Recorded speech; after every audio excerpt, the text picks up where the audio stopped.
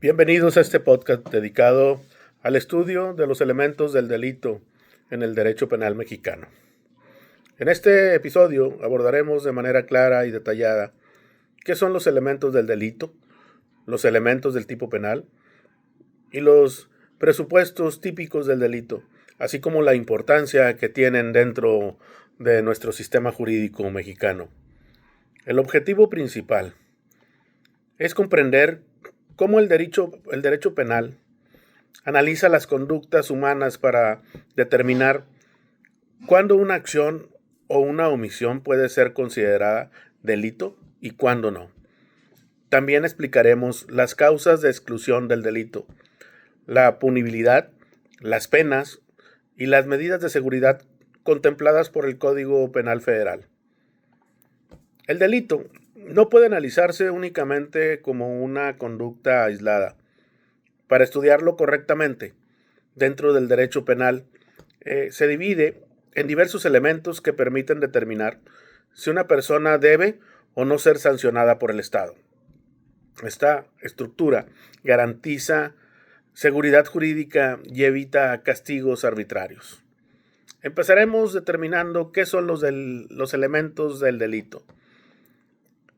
Los elementos del delito son todas aquellas partes o componentes que deben existir para que una conducta sea considerada delito y, por tanto, pueda ser sancionada por el derecho penal.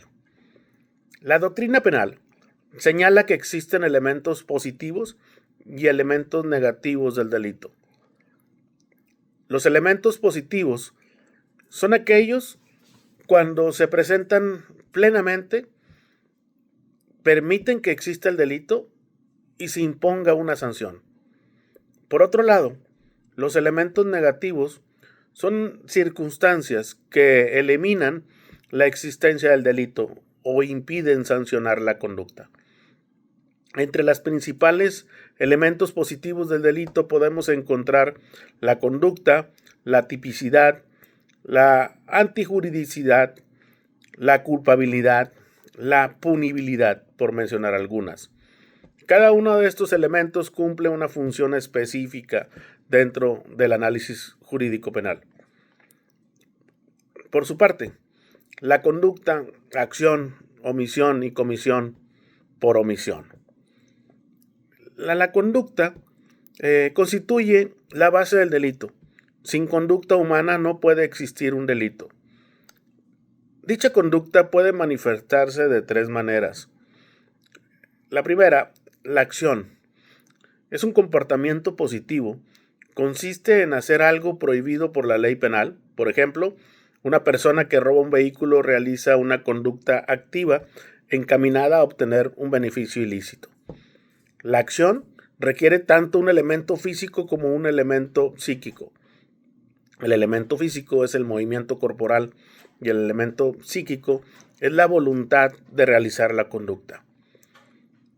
Por su parte, la omisión consiste en dejar de hacer algo que la ley obliga a realizar. Por ejemplo, un padre que no proporciona alimentos a su hijo menor de edad incumple un deber jurídico y puede cometer un delito por omisión. Por su parte, la comisión por omisión ocurre cuando una persona, teniendo el deber jurídico de actuar, decide no hacerlo y con ello produce un resultado delictivo. Un ejemplo es el de un salvavidas que observa a una persona ahogarse y decide no desarrollar una intervención, aun cuando tenía la obligación legal de salvarla. La antijuricidad y la juricidad. La antijuricidad es otro elemento fundamental del delito. Una conducta es antijurídica cuando contradice al derecho y lesiona bienes jurídicos protegidos por la ley, como la vida, la libertad, el patrimonio o la seguridad. Por ejemplo, privar de la vida a una persona constituye una conducta antijurídica porque vulnera el bien jurídico de la vida. En contraste, la juricidad implica actuar conforme a derecho. Sin embargo, no toda conducta aparentemente delictiva es antijurídica. Existen causas que llegan a justificar y que eliminan la antijuricidad. La más conocida es la legítima defensa. Por ejemplo, si una persona repele una agresión real e inminente para proteger su vida o la de su familia, su conducta puede estar justificada y esta no será considerada como un delito. Como concepto de culpabilidad, la culpabilidad consiste en el reproche que el Estado hace a una persona por haber realizado una conducta ilícita. La culpabilidad puede presentarse de dos maneras, en dolo o de culpa. En dolo, ya que existe dolo cuando la persona tiene la intención consciente de cometer el delito. Por ejemplo, quien planea y ejecuta un robo actúa de manera dolosa. Por su parte, por culpa, la culpa existe cuando el resultado se produce por una negligencia, imprudencia o falta de cuidado. Por ejemplo, un conductor que conduce o maneja en estado de ebriedad atropella a una persona, puede responder por un delito culposo. Dentro de las teorías de la culpa destacan la teoría de la previsibilidad de Carrara, la teoría de la previsibilidad y evitabilidad de Binding y Brusa, y la teoría del defecto de atención de Angiolini.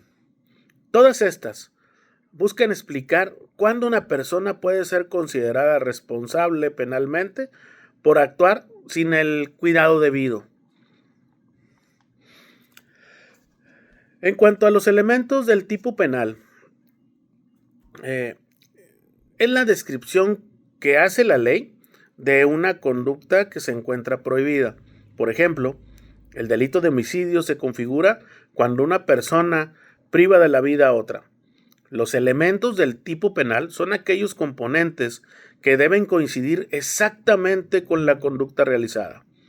Entre ellos destacan el sujeto activo, que es quien comete el delito, el sujeto pasivo, quien resiente el daño, la conducta típica, el resultado, el nexo causal y bien jurídico protegido. Cuando falta alguno de estos elementos, la conducta puede ser atípica y no llegar a constituir un delito. En cuanto a los presupuestos típicos del delito, estas son circunstancias o condiciones previas necesarias para que pueda existir el delito. De acuerdo con la doctrina mexicana y con las ideas de Olga Islas, los presupuestos típicos son antecedentes fácticos que deben existir antes de la conducta. Entre ellos encontramos el deber jurídico penal típico, el bien jurídico típico, los sujetos activo y pasivo, así como el objeto material típico. Por ejemplo, en el delito de peculado, es necesario que el sujeto activo tenga la calidad de servidor público. Si esa calidad no existe, el delito no se puede configurar. Existen causas de exclusión del delito también. En el artículo 15 del Código Penal Federal contempla diversas causas de exclusión del delito. Estas circunstancias impiden que una conducta sea sancionada penalmente. Entre las principales encontramos el consentimiento del titular del bien jurídico, cuando el titular autoriza válidamente la afectación del bien jurídico. La legítima defensa es cuando se repele una agresión real, actual o inminente. El estado de necesidad, cuando se lesiona un bien jurídico para salvar otro de mayor valor. El cumplimiento de un deber o ejercicio de un derecho. Por ejemplo, cuando un policía utiliza la fuerza legítima para detener a un delincuente. La inimputabilidad, cuando la persona no tiene capacidad de comprender el carácter ilícito de sus actos. Un error invencible, cuando el sujeto desconoce de manera inevitable que actúa ilícitamente. Y por último, un caso fortuito, cuando el resultado se produce por hechos inevitables o fenómenos naturales. En el caso de la punabilidad y las penas, la punabilidad, por una parte, es la consecuencia jurídica del delito. Consiste en la posibilidad de imponer una sanción a quien haya cometido una conducta delictiva. La pena tiene distintas finalidades: castigar, prevenir delitos, proteger a la sociedad, favorecer la reinserción social. El Código Penal Federal contempla diversas penas y medidas de seguridad, entre las que destacan la prisión, la multa, la reparación del daño, la inhabilitación, la suspensión de derechos. También existen medidas de seguridad como el tratamiento médico, psicológico y la vigilancia de la autoridad. Es importante destacar que en nuestro país la pena de muerte está prohibida por el artículo 22 constitucional. En cuanto a la individualización de la pena, los jueces no imponen las penas de manera arbitraria. Para individualizar la pena, deben analizar la gravedad del daño causado, la forma de participación del delincuente, las circunstancias del tiempo, modo y lugar, la edad y condiciones personales del responsable, los antecedentes penales, el comportamiento posterior del delito. Esto le permite aplicar sanciones proporcionales y justas. Como conclusión, el estudio de los elementos del delito es fundamental para comprender cómo funciona el derecho penal mexicano. La conducta, la antijuricidad, la culpabilidad, la punibilidad permiten determinar cuando una acción merece una sanción penal. Asimismo, los elementos del tipo penal y los presupuestos típicos garantizan que solo se castigue a quien verdaderamente encuadre en la descripción legal del delito. El derecho penal, en la actualidad, busca proteger los bienes jurídicos más importantes de la sociedad, pero también garantizar el respeto a los derechos humanos y evitar sanciones injustas. Finalmente, comprender estos conceptos permiten valorar la importancia del principio de legalidad y del debido proceso dentro del sistema de justicia penal mexicano. Muchas gracias.